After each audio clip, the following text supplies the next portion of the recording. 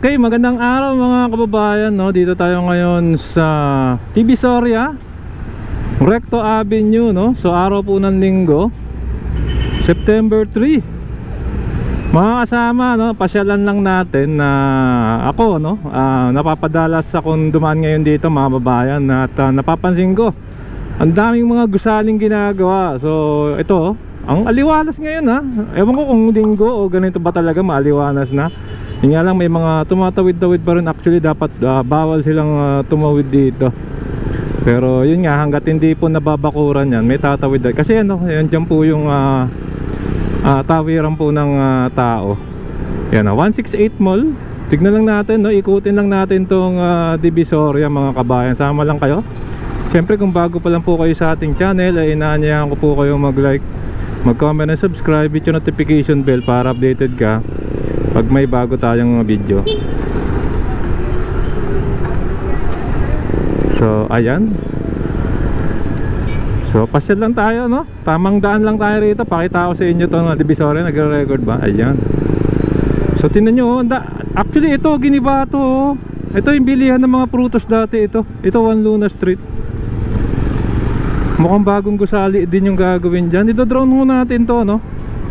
Oh, ito Recto Avenue, kahabaan. Medyo tumila na ho yung pag-uulan. Oh, ikot tayo, U-turn tayo. U-turn ng para po makapunta po kayo ron sa papunta ng Avenida. Kailangan dito ho yung U-turn sa dulo nito. So, turo ko lang din sa inyo, Azcárraga Textile Market. Sana maayos to, no? May chance to maging tourist spot itong yung Divisoria. Ayusin lang, no? Isipin nyo, isara to, no? Parang night market. Nga lang, siyempre kailangan mahigpit yung seguridad pag ginawa yun mga kababayan. Tapos yung may mga gusali rito, yung makaluma, sana ayusin lang, no? Tulad nung Azcárraga Textile Market. Alata namang lumang gusali yun, eh. Tsaka ito yung mga lubak-lubak. So dito yung U-turn, El Canyo Market. O dito yung pinaka U-turn nya mga kasama. Ayun, yung may mga jumay-jobs pa na aso.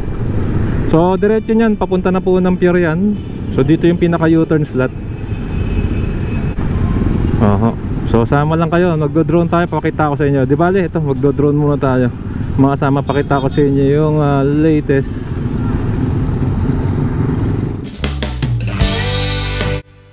Ayan, so inangat na po natin si Bumblebee, no? Dito nga po sa Maynila, Divisoria. Tignan nyo, no?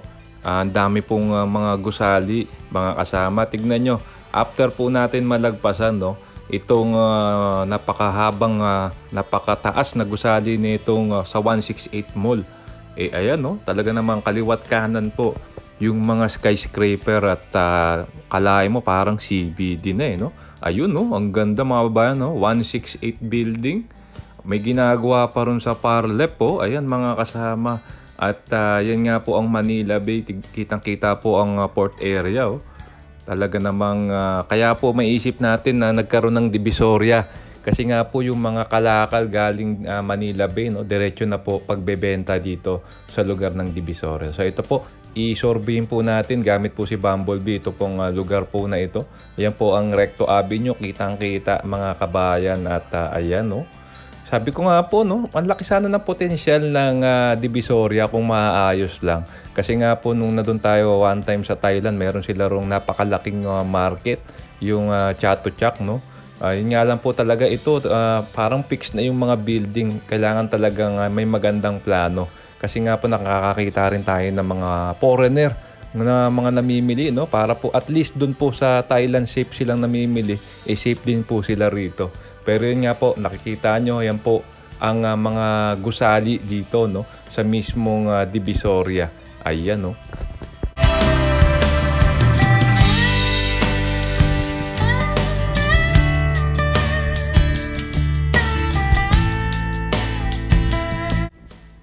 So ito pong parte na ito po ang Tutuban. Kitang-kita nyo naman po sa likod niyan yung PNR mga kasama. Ayan, no? Talaga namang napakatagal na rin gusali nitong Tutuban, no? Mall at yan, no? Nasa likod niya ang PNR at yan po, dedire-diretso na po yan hanggang dyan sa Alabang na ngayon po, no, ibinabakura na kasi nga po gagawin na po yung South Railway. Tapos yun, may ginagawa na naman din gusali, no? Pero syempre, marami-rami pa rin talaga yung mga residential na bahay lang po yung nandito, no? Pero ayun, no, may isang parte po, green. Ayan, so talagang tingin ko baka ito yung lupa ng PNR. Palin po natin ng konti pakanan. Mas lalo nyo pong makikita itong mga gusali dito, mga kabayan. Tignan nyo, oh. Kala nyo nasa Makati na. Pero hindi po, nandito lang po yan sa Maynila. At talaga namang dumadami yung mga construction dito. Mga hotel, mga ayan, oh, residential condominium. Talaga namang ayan, mga mixed use. Ang dami pong construction dito, mga kababayan. Kaya kala mo talaga ay isang CBD na nakikita nyo. Pero hindi. Mga kabayan, kala nyo BGC or Makati. Dito lang po yan sa Divisoria. Ayan, no? Tingnan nyo. Ang daming gusali talaga.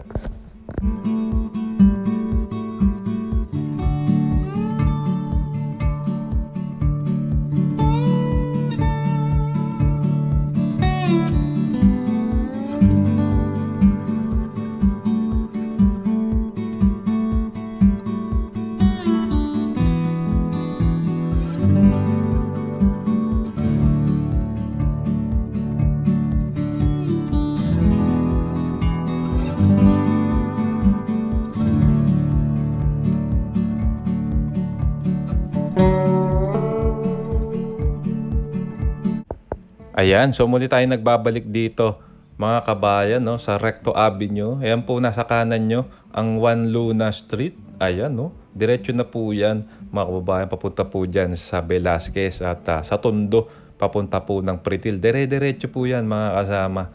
At ayan, no, ito pong parte na ito, marami talagang bahayan, no, malapit na sa pier. Ayan, may mga parts na po dyan sa Tondo. At ayun, no, may bagong gusali mga kababayan. At papaling na po natin pakaliwa, no? Kitang-kita na po rito yung Ilog Pasig, yung Baseco, tsaka yung Parola, mga kasama. Ayan, no? Talaga namang, ayan, papaling lang natin ng pakaliwa. Ayan, no? So, ito po yung Divisoria Mall. Ayan, matagal na rin po yan. Dati mga kababayan, nakapanood pa ako ng sine dyan. So, 90s pa yon mga kababayan, sa sobrang tagal na nung mall na yan, no? So, ayan mga kababayan. Tingnan nyo, oh. Ang dami talagang mga building dito mga kababayan. Parte ng Maynila.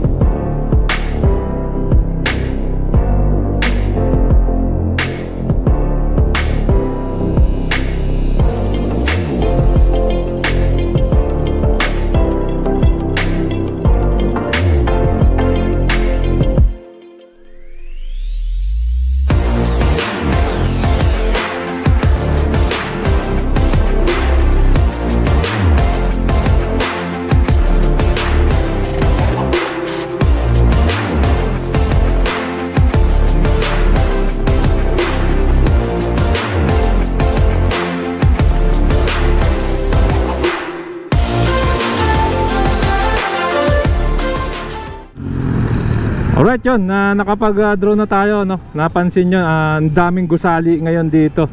So ito, binabaybay lang natin, iniikot natin tong Recto Avenue. Anong masasabi nyo? May chance ba na maging ano to? Di ba sa Thailand may Chatuchak? Oo. Yun nga lang, syempre kailangan mahigpit yung seguridad dito. May nakakita po mga foreigner na namimili. So syempre, no, kung masama po yung experience nila rito sa Divisoria, ikakalat po yan, no? Sasabihin nila sa mga kamag-anak nila, sa social media. Oho, sana makapaglagay tayo ng gano'n, no? Yung murang bilihan ng mga pasalubong, lalo na sa mga turista. Hindi lang po sa mga lokal, no? Oho, so ito na po, Recto Avenue pa rin tayo, bumabaybay. Siyempre, attentive tayo, no? At maraming, lahat ng sasakyan nandito na. Public, e-bike, tricycle, motor, four wheels, nandito lahat, bike. Oho, may scooter pa. Alright, so ano masasabi nyo sa parang construction boom dito? May mga gusaling na mga luma na, no, giniba mga kabayan. At mukhang papalitan ng bago. Sana yung mga heritage building ay hindi nila masira, mga kasama. So ayan, hanggang dito na lang. At sana nagustuhan nyo, no, yung ating mabilis lang na pamamasyal dito, Recto Avenue, Divisoria. Ang daming mga gusaling ginagawa.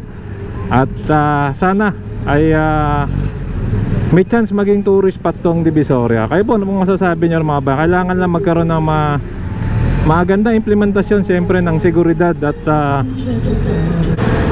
ayan, at ng siyempre kailangan mayroong oh my G. Kaya attentive tayo dito, no? Anything can happen. Oo nga, bare months na pala, kaya dumadami na rin yung mamimili. Siyempre mga bayan, hanggang dito na lang. Kung nagustuhan nyo itong video, ay nanyaan ko po kayong mag-like, mag-comment, and subscribe. Hit yung notification bell para updated kapag may bago tayong video. Maraming pong salamat. Keep safe, tuwat malasakit, sarap maglakbayin. See you po sa next vlog update, mga kasama.